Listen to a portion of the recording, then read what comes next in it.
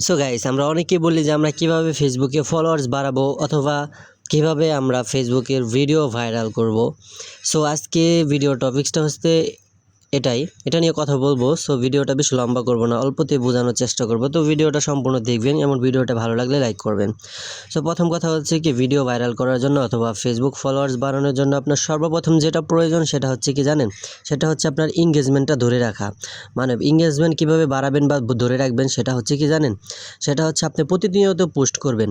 প্রতিনিয়ত একটা photo upload করে নেন বা একটা স্টোরি দিলেন বা একটা টেক্সট করলেন বা একটা ভিডিও আপলোড করলেন।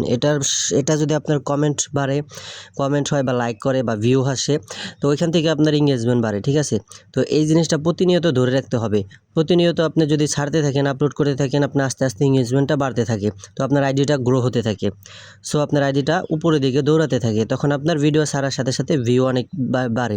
কিন্তু আপনি যদি হুট করে থামে যান, মানে হুট করে যদি আপনি ভিডিও আপলোড করা বা পোস্ট করা বন্ধ করে দেন কোনো কাজের ব্যস্ততায়, তখন আপনার কী হবে, তখন আপনার মূলত এঙ্গেজমেন্টটা আবার আস্তে আস্তে ডাউন হতে শুরু করবে। আবার ডাউন হলে ওই চ্যানেল বা ওই পেজ বা ওই আইডিটা উঠাইতে আবার সময় লাগে। মানে অনেক সময় লাগে। মানে একবার এঙ্গেজমেন্ট ডাউন হয়ে গেলে পরে আবার উঠাইতে অনেক কষ্ট হয়, ঠিক আছে, আগের মতো হয় না। সো এঙ্গেজমেন্টটা সবসময় ধরে রাখবেন। প্লাস এটা হচ্ছে এমন একটা প্ল্যাটফর্ম, এখানে মনে করেন যে আপনি যদি কোনো একটা জব করেন তাহলে প্রতিনিয়ত আপনাকে অ্যাক্টিভ থাকতে হয়, তাই না? এরকমভাবে মনে করেন যে ফেসবুকেও আপনার অ্যাক্টিভ থাকতে হবে।